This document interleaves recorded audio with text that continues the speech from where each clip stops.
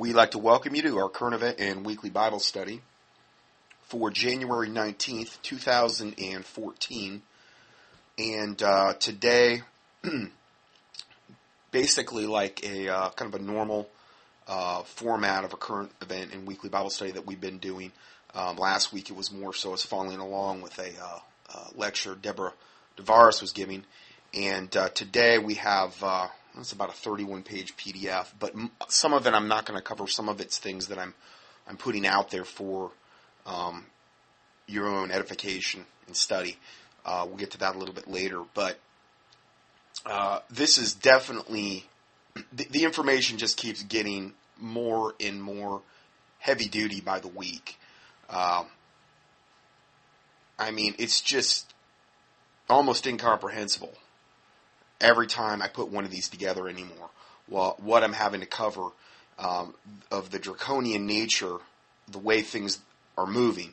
And one of the main stories this week was Obama announcing the plan to rule by executive order, which is regarding the first report we're going to be going over here.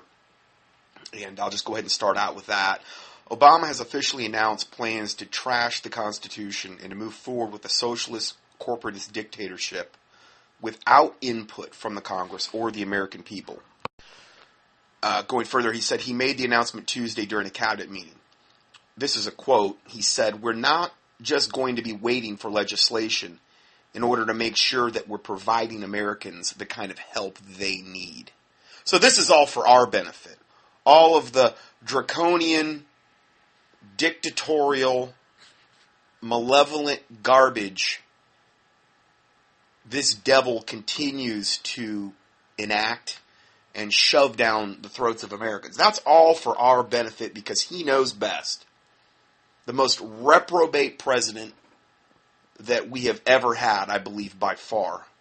Off the scale evil here. Then he goes on to say, "I've got a pen and I've got a phone." Then he goes on to say, "And I can use that pen to sign executive orders," which is basically by order, by decree, order by dictatorship. "I can use that pen to sign executive orders and take executive actions and administrative actions that can move the ball forward in helping to make sure that our kids..." So now it's for the kids.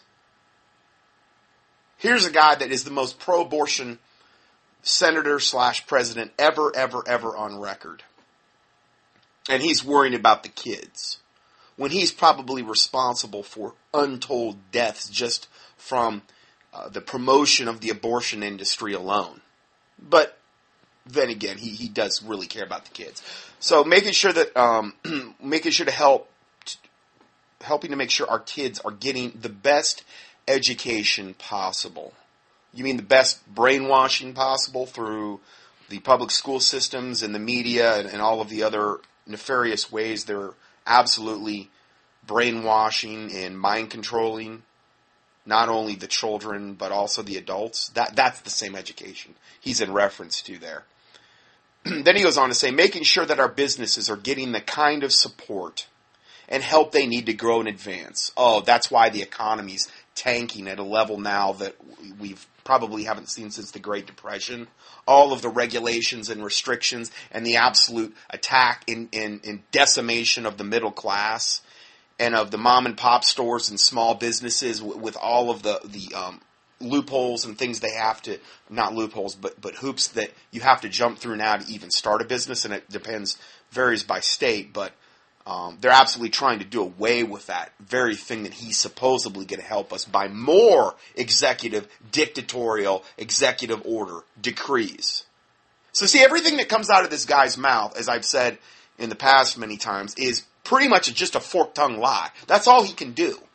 That is all this devil is capable of. Now I understand he's a puppet on a string. He has handlers, but he is the way that this is happening. He is the instrument that Satan is using to do his bidding on planet Earth. And he's just pure evil. Is really, and actions speak louder than words. By their fruits you shall know them. All you have to do is look at his fruits. So then, he has the audacity to say making sure that our businesses are getting the kind of support and help they need to grow in advance. Unbelievable. And then he ends by saying to make sure that people are getting the skills that they need to get those jobs that our businesses are creating. That's why there's record unemployment, hundreds of thousands of people dropping out of the workforce, probably every month at this point. Why they've shipped tons and tons and tons of the jobs overseas. I mean, for so many different sectors of this economy, it's because they're trying to totally annihilate the middle class. To create an ultra poor, totally dependent on the state class, which they've already got in large part, honestly, through the welfare system, through the illegal aliens pouring in, through entitlements and these types of things. They've already created that. And this is what they're trying to create, because when things get bad then, you're not going to have a tendency to bite the hand that feeds you if you're totally dependent on the evil government. Now, if some of my listeners out there are dependent, I'm not like trying to come down on you. I'm just saying in general, this is their plan. This is what they want. And this is why they've done all of these things. And why that they're annihilating the middle class in every way, shape, and form. The middle class would help to create a ton of other jobs because they could afford to hire people if they had a small business. But they want to eliminate that. They want to have just a big conglomerate, monopoly-type, Walmart-type businesses that rule the world, annihilate the middle class, annihilate small businesses, mom and pop, annihilate all that, and then just have your ultra slave class that is totally dependent on the big brother and the coming new world order. Satan, essentially. So, Article 1, Section 1 of the Constitution clearly states all legislative powers reside within the Congress. The founders were inspired by the writings of Montesquieu and insisted on 3 separate branches of government and instituted a system of checks and balances to prevent this very tyranny that's occurring. Montesquieu wrote, there can be no liberty where the legislative and the executive powers are united in the same person. Again, it'd be like Hitler or Stalin. Now Obama, Mao Zedong. You can put Obama in he's just more near the beginning of his reign of terror. Whereas they've already come and gone, these other devils. Okay. He's just more in the beginning, but he's no less of a devil than I believe any of them that I've just mentioned. Let's go further. James Madison, writing in the Federalist 46, warned that consolidated power at the executive level is the very definition of tyranny. Executive level means presidential. Consolidated power means he is basically all-powerful. He's a dictator. He said, James Madison, the accumulation of power, legislative and executive and judiciary, in the same hands may justly be pronounced the very definition of tyranny. That is tyranny, in other words. And this is what we have now with our illustrious President, Barack Obama. George Washington signed the first executive order proclaiming a national day of Thanksgiving in 1789. Since that time, the Supreme Court has ruled executive orders may not be used to make law. Only execute laws passed by Congress. From Woodrow Wilson and Franklin Roosevelt onward, however, presidents have signed a large number of increasingly audacious and unconstitutional executive orders. Obama, lacking the charm of Franklin Roosevelt, nevertheless seeks to follow the path of the growing executive power, writes David Davenport, I guess a writer here from Forbes. He said, starting with President Woodrow Wilson and culminating in Roosevelt's New Deal, progressives sought to undermine the power of the legislature in favor of consolidating power in the executive branch. There's been many presidents, Bush and Obama, where they basically would come out and say, it'd just be much easier to run this country if it was a dictatorship, and I was the dictator. And this is what we have now. We've really crossed over into that. So, from passing the sweeping healthcare bill reform on a party line vote to the largest use of executive czars in our history, to initiating new policies on things like immigration and gun control, by executive order. Obama seeks to leave 225 years of constitutional separation of powers behind. This needs to be exposed for what it is, which is a series of constitutional end runs and a power grab by a frustrated and a legacy-driven president. William L. Anderson said, quote, unless members of other branches are willing to act on the important principle of decentralization of power, the American experiment will end up being nothing more than a footnote in history. This relegation of the American experiment to an irrelevant footnote is precisely what the global elite, with a stranglehold on government, have in mind. Remember, they want, one world rule under Antichrist and false prophet is where this is all heading here. So, these types of measures that we are seeing taking place through Obama and the corrupt government in America take place it really has to happen.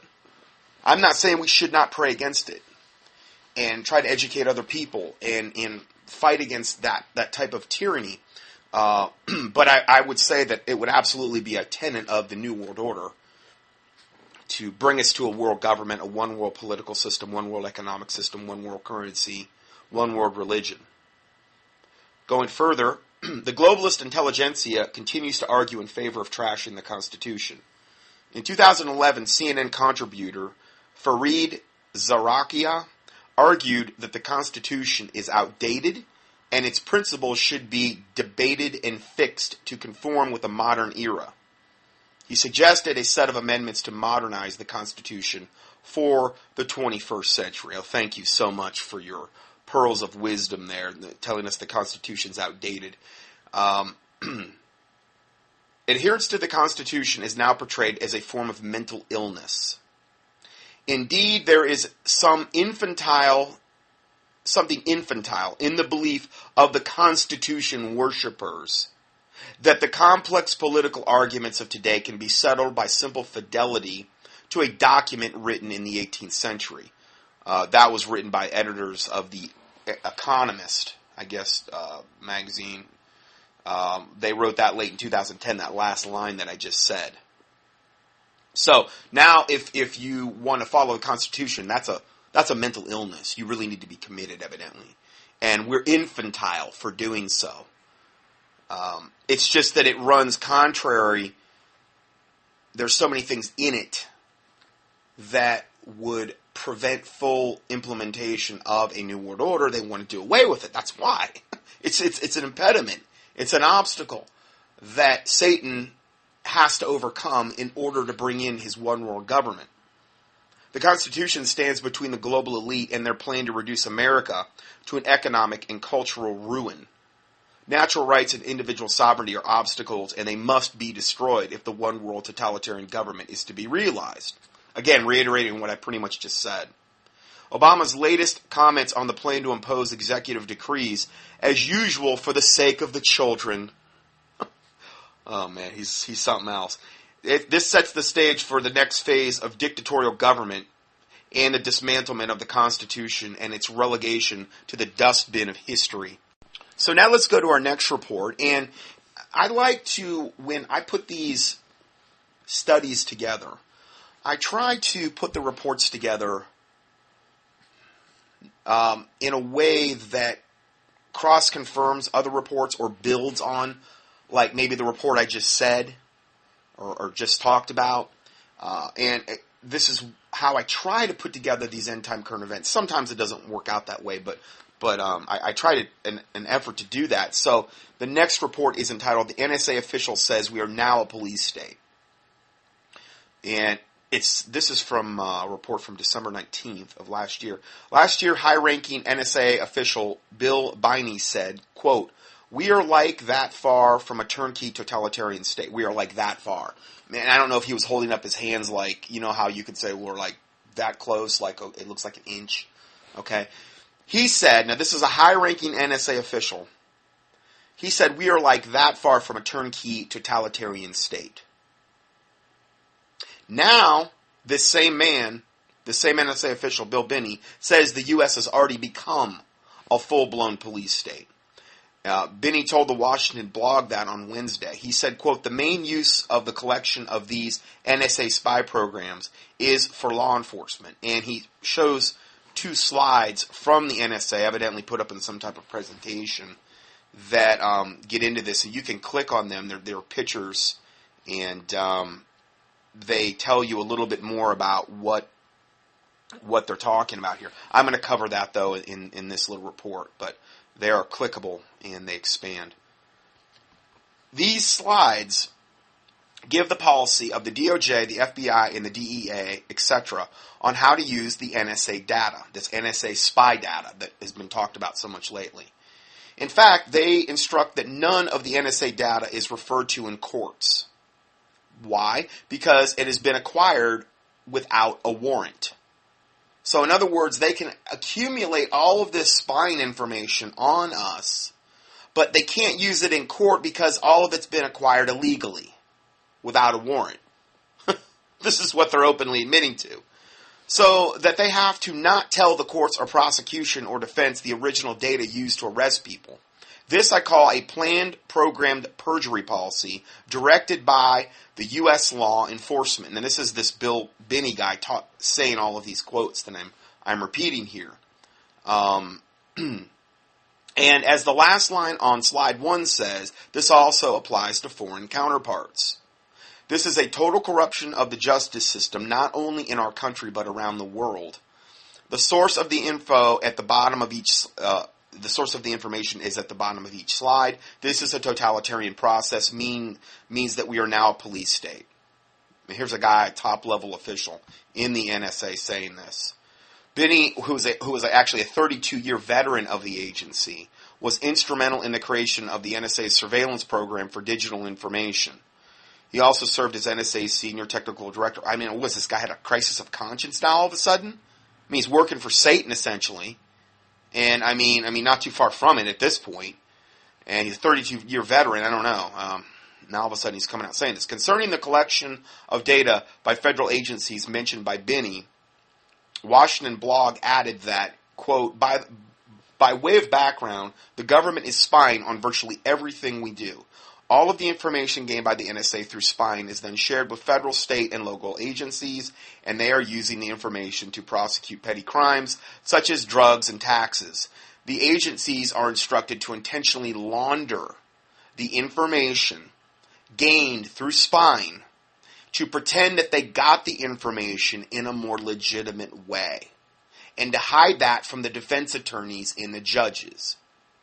So in other words, if people are being prosecuted for things like, I don't know, somebody, whatever, had a little bag of marijuana or something like that, or somebody did something on their against the IRS or whatever, I mean, then they're acquiring this information and they're laundering this information and passing it on to whatever local authority can go ahead and prosecute that person, get them in jail, get them in the largest federal prison system in the world, which is the American prison system, get them in jail, and which is also an unbelievable money-making thing. I've done reports on that in the past.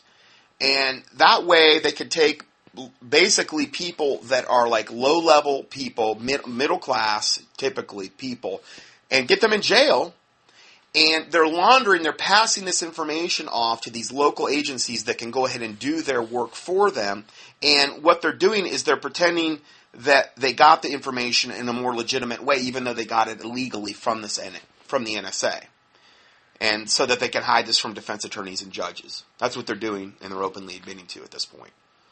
So, this is how rogue and evil. You've got, essentially, Satan at the throne of America now, and he is, it's like Satan giving a morality lesson. Oh, you did a bad thing. You didn't, whatever on your taxes, on your IRS taxes, which are the most illegitimate things on the planet. Not one dime of it goes to running this country, and that was determined all the way back in the Grace Commission through Reagan. You can look up the quote. Not one dime goes to running this country. Essentially goes into the pockets of the International Monetary Fund, into the pockets of the international bankers that run the world, and to help pay off the massive interest on this on all the currency, because we print money out of thin air, which generates this massive amount of essentially debt. That's a whole other subject, but all of these ways people are being prosecuted and put in jail, and it's unbelievable. And you've got essentially satanic evil elements of our government doing this, and they're acting like you've done wrong from a moral standpoint, so you're going to have to be punished when they're working for Satan. It's just so ironic, I guess, is the point I'm trying to make. Anyway, regarding this whole NSA spying scandal, Obama recently said, and this was like the top of the Drudge Report, calm down. Why? Because the NSA spies are our, quote, neighbors and friends. That's what Obama said about this week. And the White House and Obama didn't even know the extent of the surveillance at all. This was all news to them. So this is what they're coming out and saying. They're just fork-tongued liars. That's all they do is lie.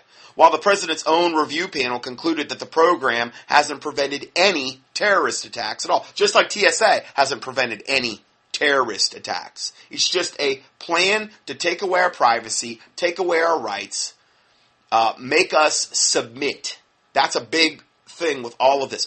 Making us submit to Satan. Making us submit to tyranny, where that becomes the new normal. That's what this is all about. Next report, Agenda 21, California law would abolish private property. Part of the United Nations Agenda 21 is the abolition of private property. Confiscation of private property will be done under the guise of, quote, sustainability. That's that new age, new world order, environmentalist buzzword. Sustainability. I've talked about that a lot in past teachings. They'll argue that having a large plot of land is an inefficient use of that land, and that your land would be better used if it were developed into something else. Perhaps they prefer that a mass transit rail run right through your property. So they take your property over through eminent domain, forcing you out of your own house and off your own property. I mean, this happens all the time, and it's increasingly happening. So forcing you off your own property to somewhere else where they have a much more less dense housing, and then use the land that was previously yours as they saw fit. These types of tyrannical gestures are being implemented around our country at the local level. In California, which is typically, California is almost like the tip of the spear as far as the New World Order in America goes.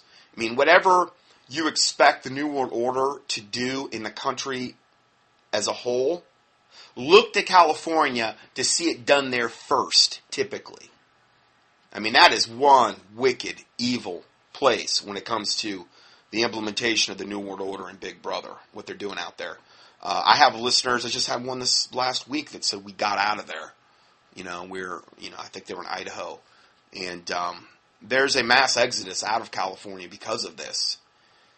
In California, there's a law that's awaiting Governor Brown's signature that would institute an agency at the county level that could seize private property basically on a whim, and using sustainability as the excuse. This is writing for the San Rafael Patch, I guess it's their newspaper. Richard Hall sums up this new bill, SB 1, here. Here are some of the major tenets of it. You're not going to believe this. A city mayor or county supervisor forms a new joint powers authority called a Sustainable Communities Invest Authority, or an SCIA. Okay, it's called an SCIA, Sustainable Communities Investment Authority. They appoint elected officials to serve on the SCIA's board. Now, if you live within a half a mile of a bus that runs every 15 minutes during peak commutes, or a smart train, or what is known as a Caltrain, CAL train, in a single-family home neighborhood, your neighborhood can be targeted by SCIA as inefficient land use and, quote, blighted, as it is not high-density multifamily housing, They want to herd us all into these little tiny, really tiny apartment complexes where we're all herded in a dense, and see, that's efficient use of the land in Satan's eyes. That way they could easily control us as well. Isn't that the way it was in George Orwell's 1984?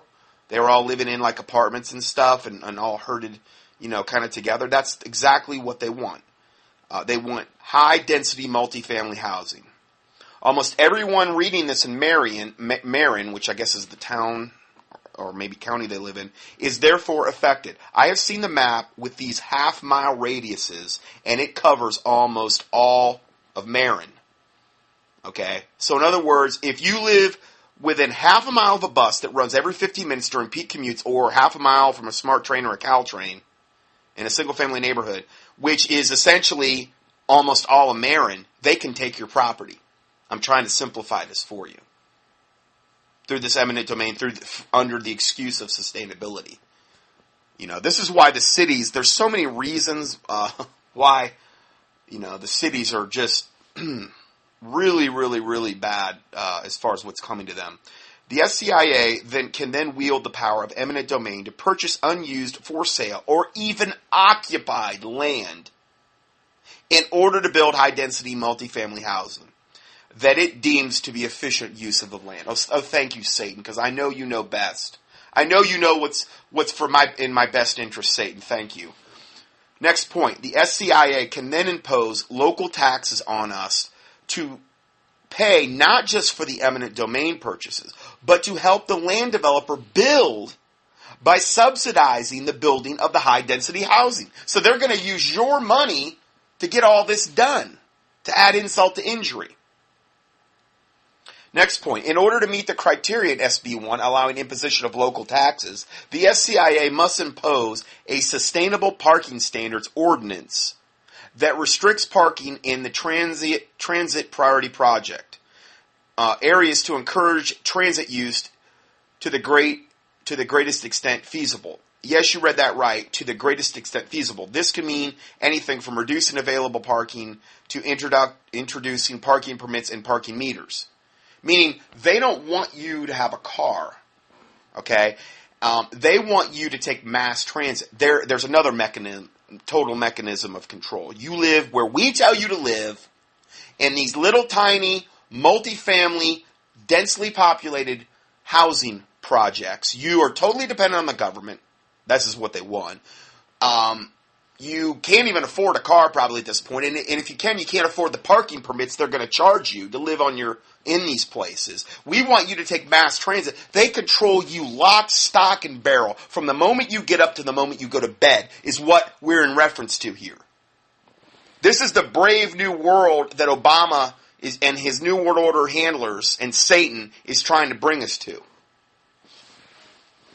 This, of course, is nothing less than communism, and they just don't call it communism. They call it, quote, social justice.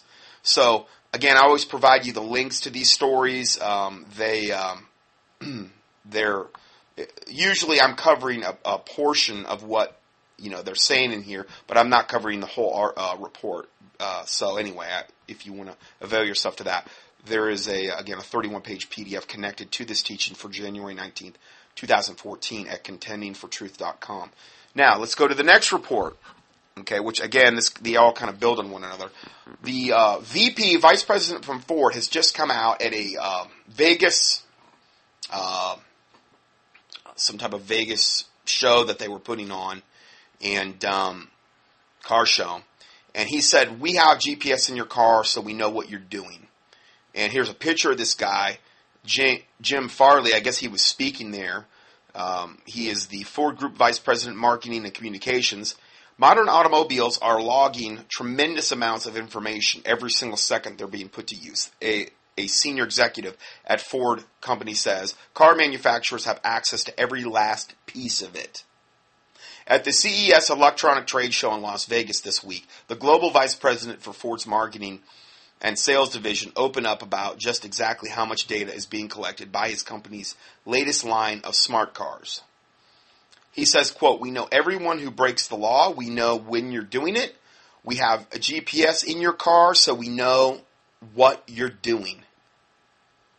So this devil had the audacity to come out, and again, you're paying for this. It's like when you go to the airport to you pay for a plane ticket so that you can go get either be exposed to terahertz radiation, have pornographic pictures taken of you and your family through the TSA scanners. Okay, terahertz meaning it basically rips your DNA apart. Or you can go get groped by some TSA pervert if you do an opt-out where they embarrass you. And you're paying for this. Well, again, you buy a new Ford car, you're paying for this type of Big Brother surveillance. And they're right in your face bragging about it. He says, we know everyone who breaks the law breaks the law. So you go 1 mile over the speed, you're a lawbreaker. You need to die. I mean, is it gonna come to that? Probably. And then he says, we know when you're doing it. We have GPS in your car, so we know what you're doing. Boy, I tell you what, that really makes me want to go out and buy a brand new Ford Smart Car. I mean, where do I sign up? Ford's Jim Farley told this to a Vegas crowd on Wednesday, according to Business Insider. Business Insider, I guess the magazine. And then he goes on to say, by the way, we don't supply that data to anyone. Right from the straight fork-tongued devil that just said the line before. We know all the stuff. We know if you're breaking the law. We have GPS, so we know what you're doing. But we're not telling it to anybody. No. We're good that way. You're a liar. Unbelievable. Edwards describes Farley's remark as being both sinister and obvious. Jim Edwards is the guy from Business Insider that was there reporting on this. Because the GPS units installed in Ford vehicles, Ford knows when its drivers are speeding and where they're at while they're doing it, Edwards wrote. Should the company choose to share that information with law enforcement, it could create an environment where surveillance extends off the computer and onto the road. Well, you better believe it. As many as 96% of the cars mass-produced in 2013 include event data recorders. This was reported by RT last year, similar to the black boxes that log inside of airplanes. So 96% of the cars now being made, and that was in 2013. Okay, so for 2014, it's probably going to go up to 98 or approach 100. They're all putting in these data recorders. I wouldn't buy any new car. I mean, I would only buy, I understand that you can go all the way back to, I think it's like 83, where, as far as being EMP proof, I think the cars prior to that are EMP proof, like if we got hit with an electromagnetic pulse. Okay, and then going back into the 90s, I know that cases could be made for, but I'm talking, it's getting so bad now, though. I mean, this is so flagrant, obvious, and in your face. I wouldn't even think about buying a new car. And again, I try to make these reports practical so it's information that you can use to avoid the devices of Satan. Like all the stuff we just said about California. If you live there, that's something really important to know, what we just went over.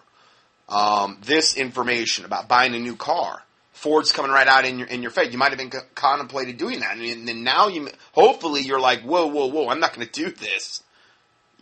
Big Brother surveillance 24/7, right in your own car, and you're paying for this. You shouldn't be getting in debt buying a brand new car anyway. The borrower is slave to the lender. There's no Bible for going in debt. And it's just bondage. It's 100% bondage. So I'm just saying. I'm giving you some biblical tenets here. So,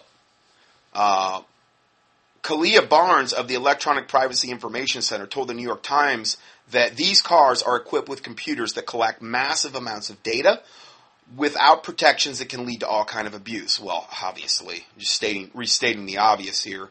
As RT reported earlier this week, automobile owners don't have a choice for now. as to whether or not they want their activities being etched into the computers of car makers. So you don't have a choice about this. This isn't something that, I guess you could deactivate or whatever. Maybe if you really, really were smart, but or had intimate knowledge of these things. But they're like, computers with 4 wheels anymore. So, anyway, you don't have a choice anymore. You buy a car, you just better assume that everything in it is being, some type of event recorder there, being recorded. The Government Accountability Office released a report days before Farley's remarks detailing the results of an investigation into data storage protocol among automakers Ford, General Motors, Chrysler, Toyota, Honda, and Nissan, and said that across the board, if companies retained data then, they did not allow consumers to request that data is deleted. So if any of these companies recorded data, it did not allow their customers who were paying them the money, who were keeping them in business, for that data to be deleted. Do you see something wrong with this? Shouldn't they be honoring the customer's wishes, not their own? They're not, well then I'm not going to buy your stinking car. It's like they're just shoving it down your throat and they're saying, yeah, we took your money and we don't really care what you say. We're not going to delete the data.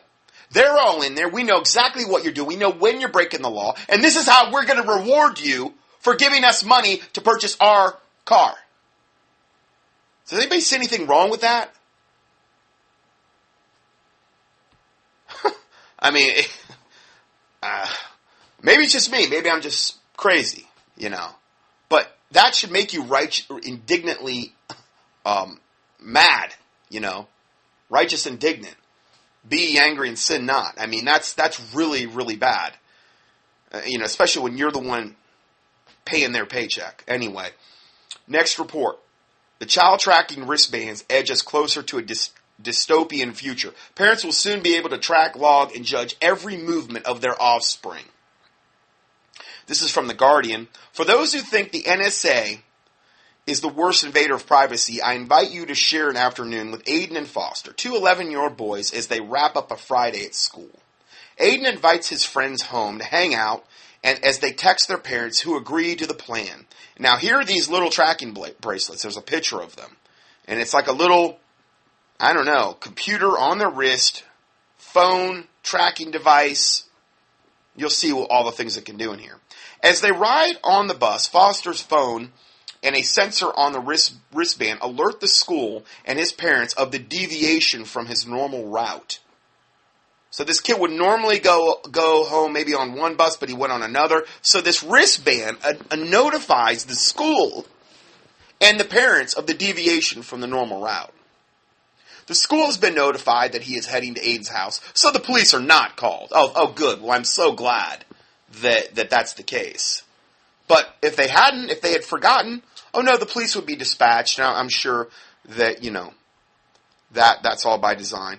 As they enter the house, the integrated home network recognizes Aiden and pings an advisory to his parents, both out at work, who receive the messages on their phones and tablets. So they know exactly when he gets home, and they know it's him because he's got his own little tracking device. This is exactly what the mark of the beast is going to be like.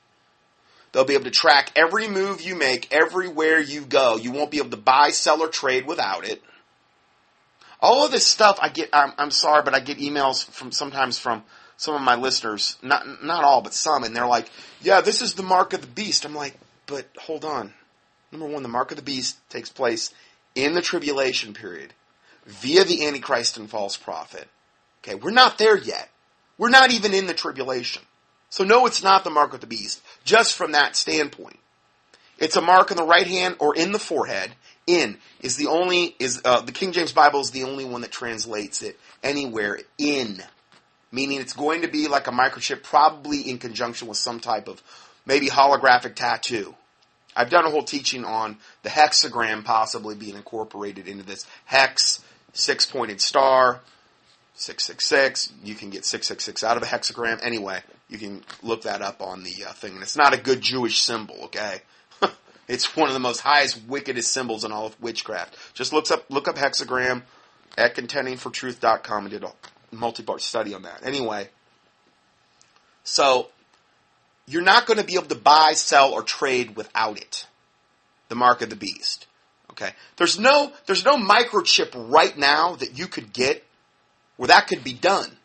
What do you mean? I'm like, is there any microchip you can go get right now in your right hand or in your forehead that you could go to a grocery store and have them scan your hand to buy groceries? No. What about, is there any microchip you can go right now and go to any store and have them scan it and you can buy clothes or whatever you're trying to buy? Well, no. Is there any microchip that you can get right now and you can go to a bank and do your banking where the tellers are going to scan your forehead or hand? Well, no. Well, we don't have the mark of the beast yet. Let's not get too far ahead of ourselves here. Okay? It's bad enough as it is. Why do we have to have the mark of the beast right now? We're not even in the tribulation yet.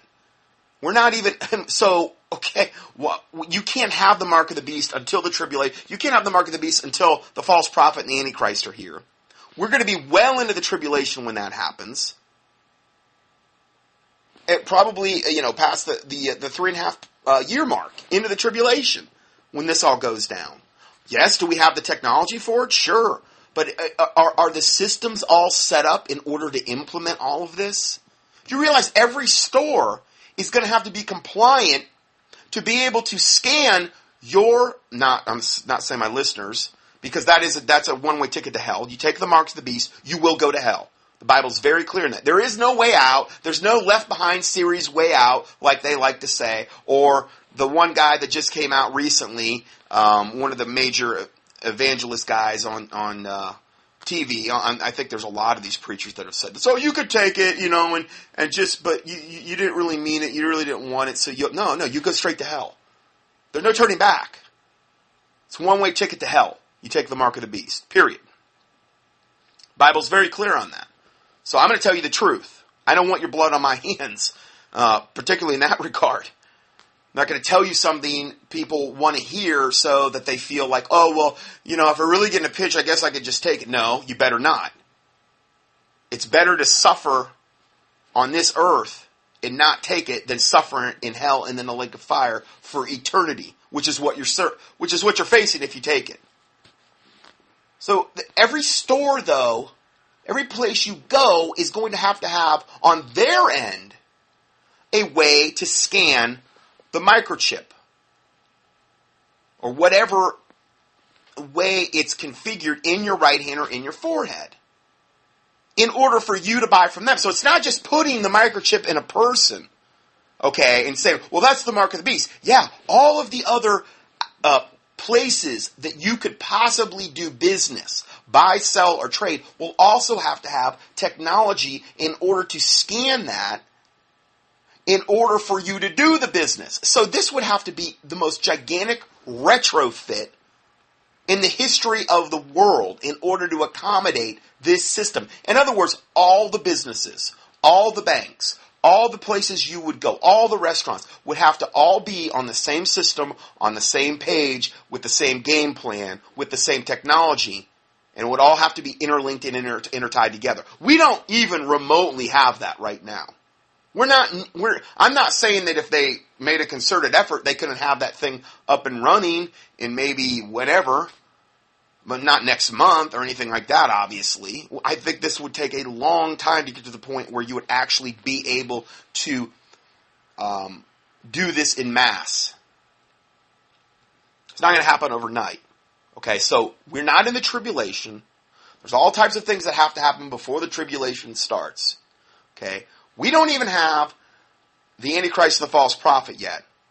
Okay, we don't have a confirming the covenant with Israel and other nations for a week for 7 years in order to get us into that. We don't have, and that will probably come on the heels of World War III, which we don't have yet.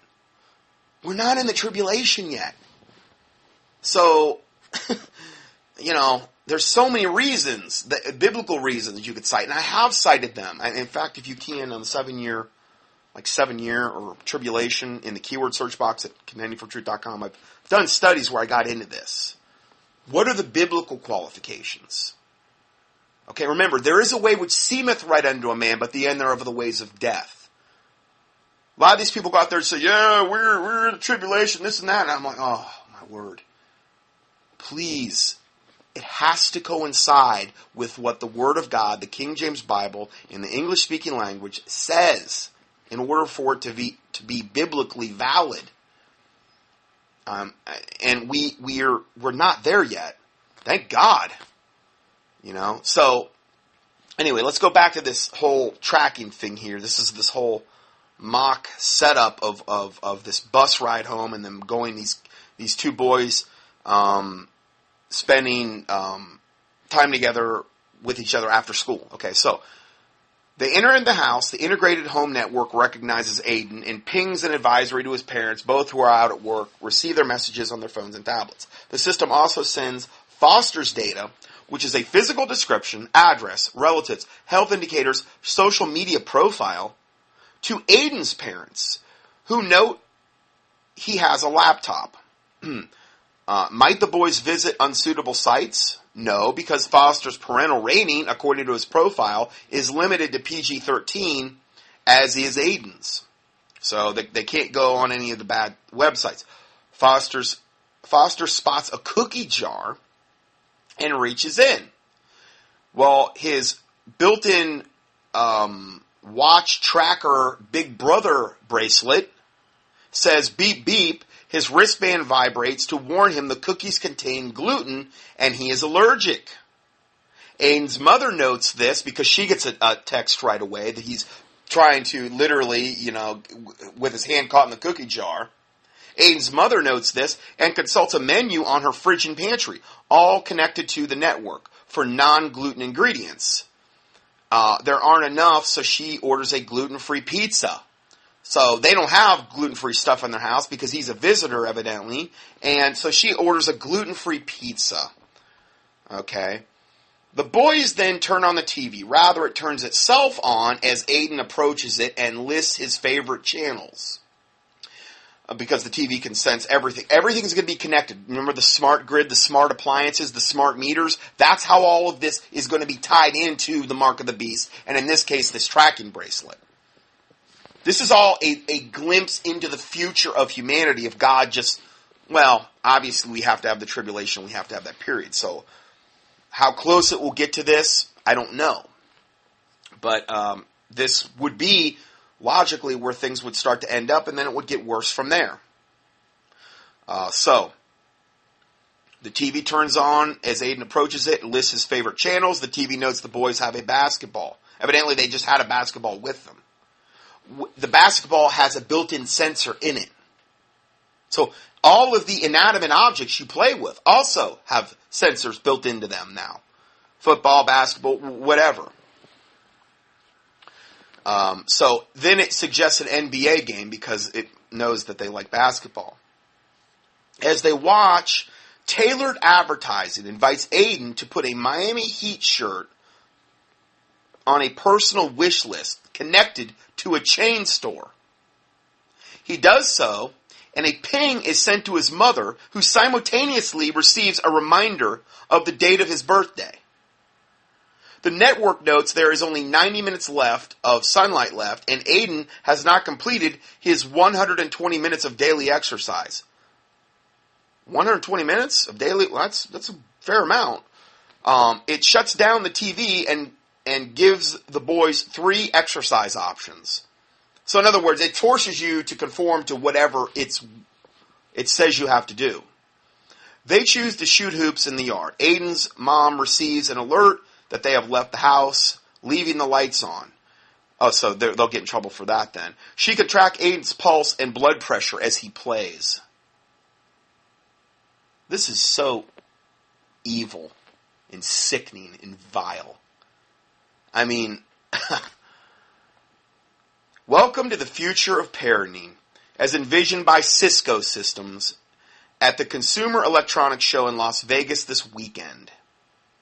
Oh, also read another story about how they call it Sin City. Well, now all the pornography industry from the San Bernardino Valley is moving to Las Vegas because of this condom rule I guess the porn star guys have to wear condoms now in California, and that's not good for the pornography. So they're gonna. Nevada doesn't have that same law, so they're moving. I think Florida had enacted one too. So now they're moving. All the pornography industry is moving to Las Vegas. Which just turns that cesspit of pure stinking evil into just 10 times the child of hell. I just saw that this week on there. So anyway, they were at this guy was that Cisco Systems is saying that this scenario we just gave you is the future of parenting. And Robert Barlow, a marketing executive, presented this scenario with animation, graphs, and statistics to industry professionals. What we just went over. This exact thing we just went over.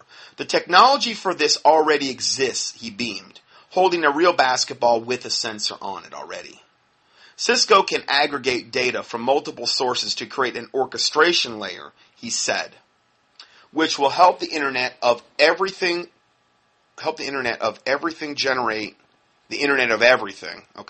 generate trillions of dollars in the next decade. The audience of executives and technicians from America, Europe, and Asia got the message. Big data, big bucks. Okay. Love of money is the root of all evil. What of Aiden and Foster? You could say, lucky them, protected from predators and pornography, nudged away from the harmful food and obesity. The benefits are obvious. I say, now this is the guy writing the article, who's not even a Christian. He says, I say, God help them. What sort of childhood is that where every move is tracked, scrutinized, logged, and judged? Where you cannot wander, try something new, be spontaneous, be yourself without issuing a beep alert from wearable connected technology to Big Brother or whoever else, your mom, dad, whoever else is tracking you. This is helicopter parenting at its most stultifying, a constant hovering presence. A perilous environment would justify such surveillance, but Cisco and hundreds of other companies at CES are pitching their products, which are tiny cameras, wearable sensors, connectivity services, mainly at the U.S. and other richer countries where abductions and violent crime are mercifully rare. But children and pets are just the beginning. Adults are targets too. He says, we're already doing it. Older people are given sensors so distant offspring can track health indicators. Old people often resist. This was said by Stuart Sykes, the head of Park Associates, which is a consulting company specializing in emerging consumer technology products and services. He says, but younger people tend to love this technology. It's a polarized market. Well, younger people are more brainwashed into this whole concept through education, through public school systems, through cartoons, through video games, I'm sure. So they're already on board. Younger people typically. Smartphones, things like that as well. Since 2009, AT&T's Family Map service lets you track relatives through their phone. Oh, so good. So it's tracking exactly where you're going, where their phone's going, That's a fun feeling. New technology is making it ever cheaper, easier, more thorough, and culturally acceptable. Amazing things happen when you connect the previously unconnected, gushed another evangelist at Cisco's exhibition. Everything you do generates data. The more we build these connections, the more we build relationships. So my advice to you is to go to I would get rid of your home phone. Okay, I'm just talking from a privacy standpoint. I would get rid of your home phone. I would get rid of any type of smartphone that you have. And go to something like one of these cheap flip phones, like a Virgin Mobile. They've got a pay-low program at like Walgreens or whatever. It's not expensive. You could get it for $30 a month on a flip phone. And it gives you way over 1,000 minutes. I mean, it's really a good deal. You got to do $30 a month. Yes, you have to reload it. Yes, it's not as sexy. It's not as socially acceptable as having a smartphone or whatever. Use that. And when you register it, if you have to turn the thing on or whatever, use bogus information. Why do you have to have everything in your name, everything? There is such a thing as privacy, is the point I'm trying to make here. Okay? You could do this also with track phones. Okay? But track phones are more expensive to use. If you're going to use them to talk, that's an expensive way to go. But you can use track phones, which you can buy for a cheap price, activate with anonymous information, essentially, and keep them when you're not using them in one of those Mylar EMP proof bags that are out there. Or you could go up on eBay and get the phone cases that are shielding, meaning even if you have the phone turned off, they can still track you. Okay. Now, if you don't have it in your name, and you're rarely using it, and maybe you're using it just for like private phone calls, you're taking yourself out of that whole grid system as much as you can, is the point I'm trying to make here. Okay? That's a much wiser way to go, in my estimation. Having an older car that doesn't have all of these tracking capabilities. Hopefully living in a house where you don't have a smart meter. Trying to buy appliances that are not the smart whatever. Smart appliances. Energy Smart. Energy Star. Those are all going to be tied into the grid. Okay? It is possible to do this.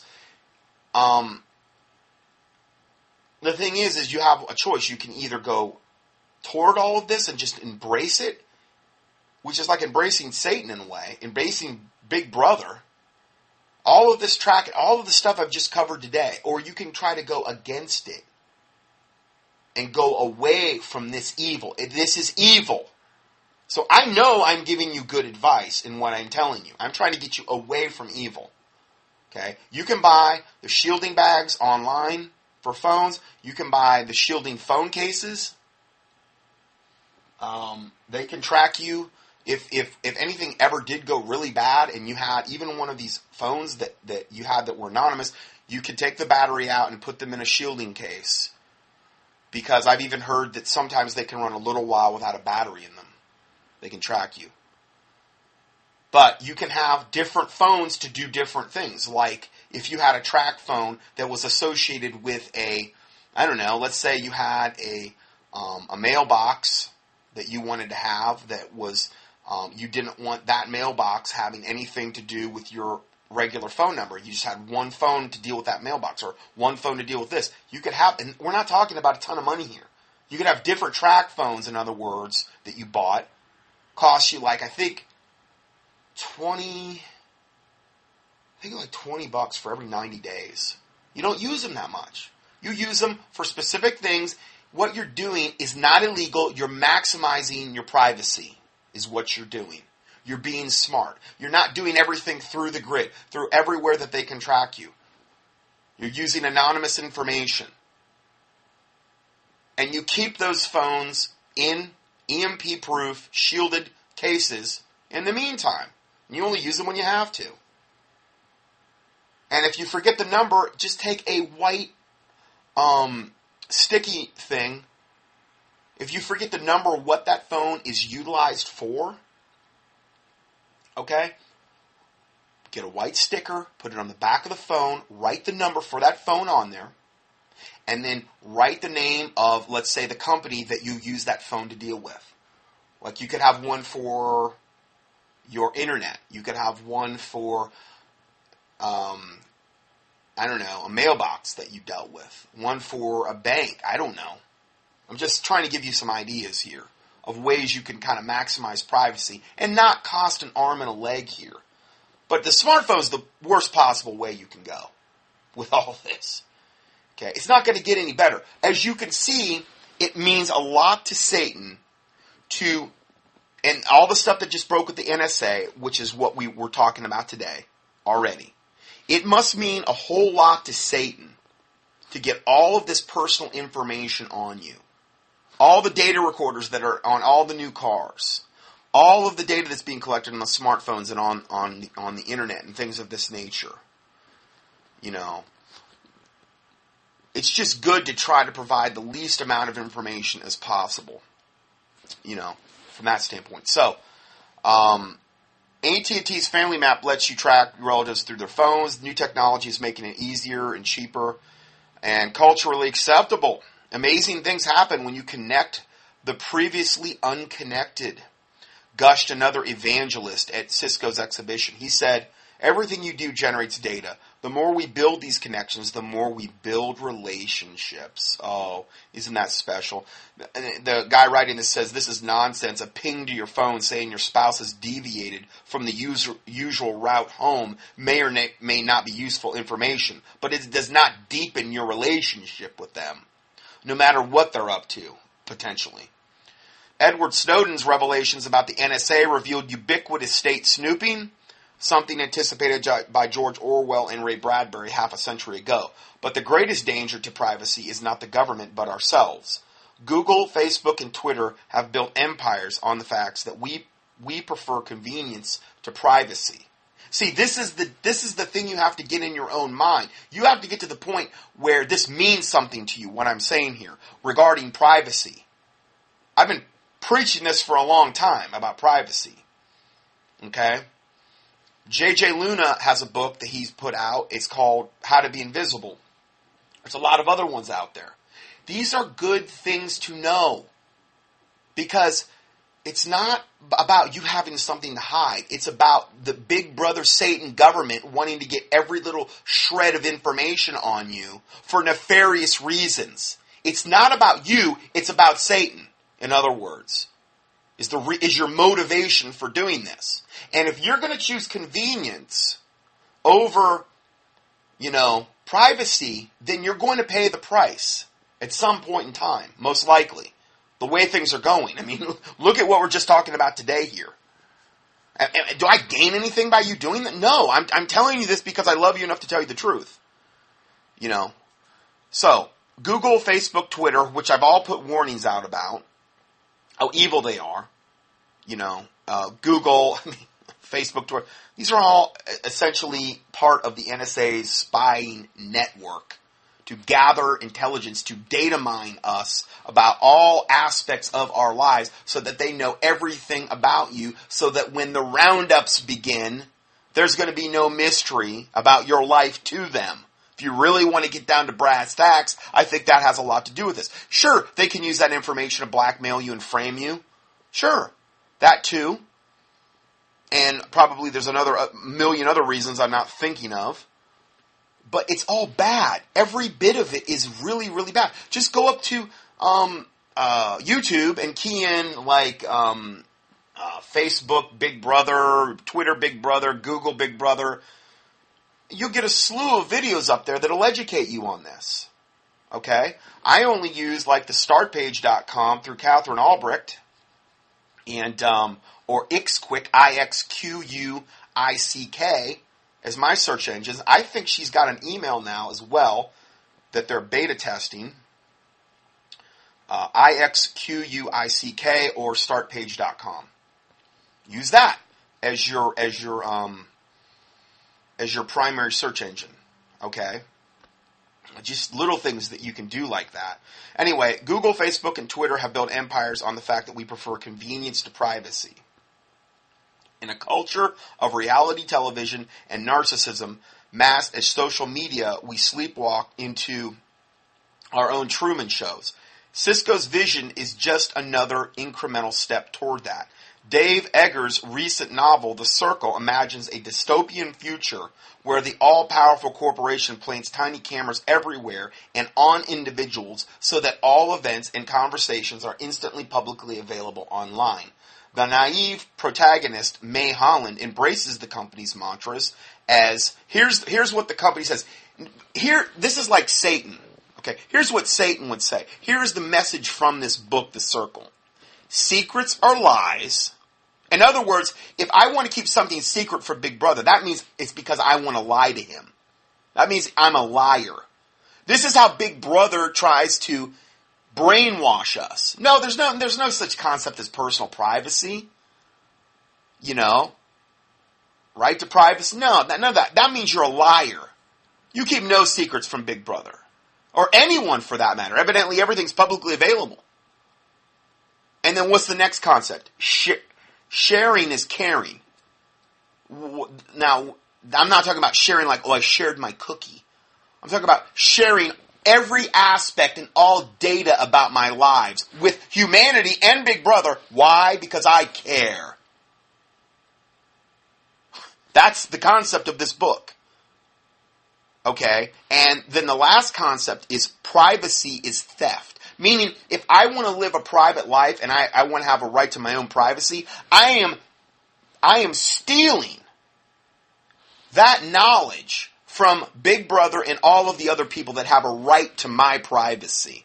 This is the kind of sick brainwashing that's going on right now in all forms of media. We are not there, and hopefully we'll never will be. Much of the technology displayed in Las Vegas does offer real benefits, and should be embraced. Well, I don't know. I wasn't there, so I'd kind of have to question that. But anyway, a needed conversation about the limits is not happening.